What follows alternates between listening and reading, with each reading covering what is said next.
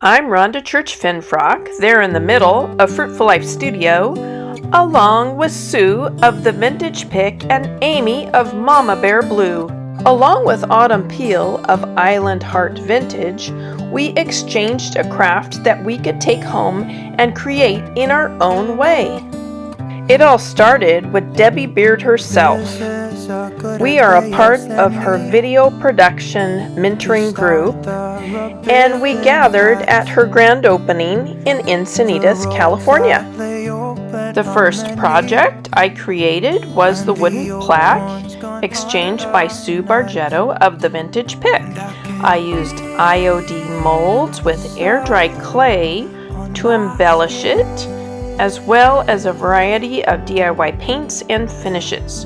For the complete list of DIY products, see the end screen.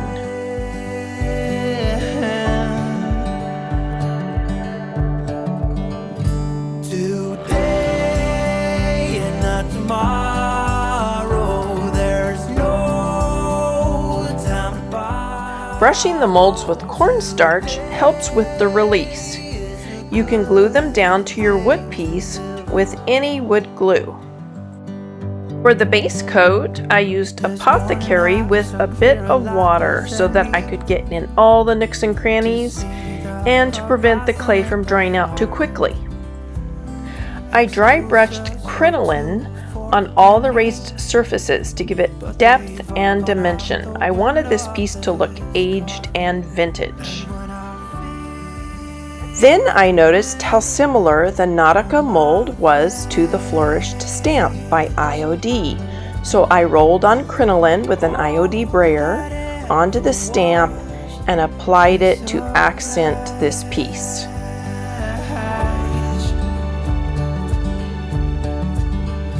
Today and not tomorrow, there's no time to buy.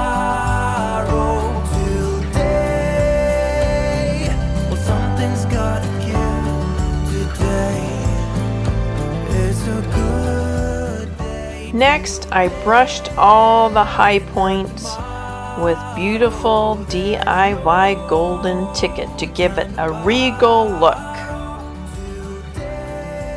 To bring it all home, I wanted to add depth with some dark wax. So I first sealed it with Big Top and then applied the dark wax into all the crevices.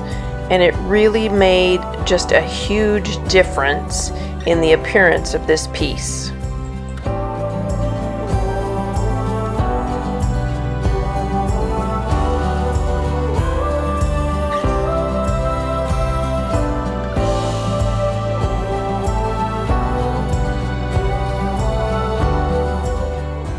The next project I worked on took me a while to figure out what I was going to do. There were just so many possibilities with the wood slice kit given to me at the craft exchange by Amy Robinson of Mama Bear Blue.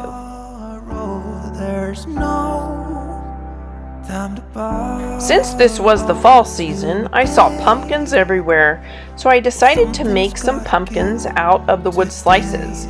I misted them and then watered down the paint and washed it over the slices. I wanted some of the grain to show through.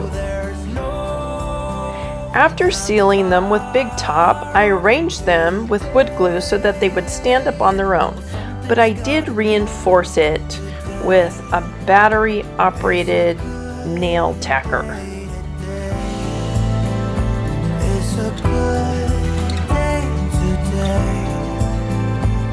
It's a good day to live.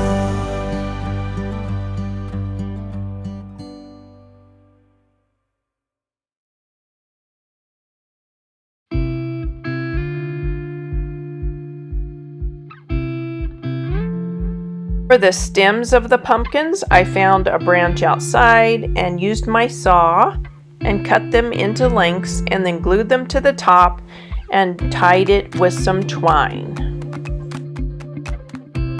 I had so many wood slices left, I decided I would make another project. I drilled some small holes into the tops and then painted them in crinoline.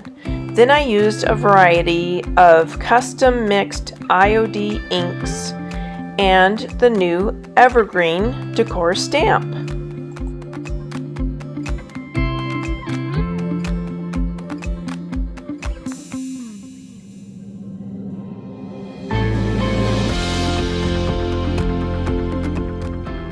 After sealing with Big Top, I used the IOD stamp set called Farmhand as a guide or model to write my lettering.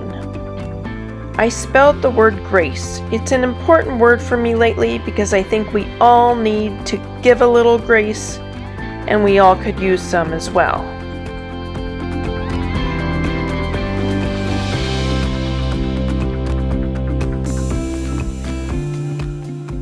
I tied my wood slices onto a piece of jute using some waxed Irish linen thread.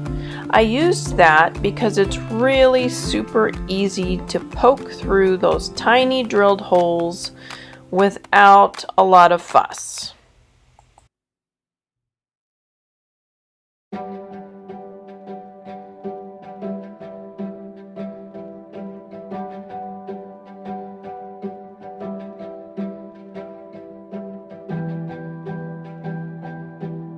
Last but not least of the craft exchange was the cutest little canvas cosmetic bag, that autumn peel of Island Heart Vintage, purchased right there at Debi's DIY-aGoGo Encinita store.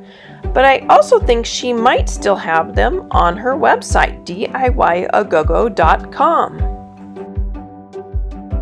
The decoupage napkin technique I learned right there at Debi's grand opening in Encinitas from Merrill Fay. You use decorative napkins, you peel off all the layers until you get to just the design, and you decoupage it on your item with the secret sauce, she calls it. That would be Liquid Patina by DIY. This craft exchange was so much fun. I hope it encourages you to do one of your own, maybe with your friends or your virtual online friends, or maybe even your family. It's a perfect way to get to know one another and have some creative time for yourself.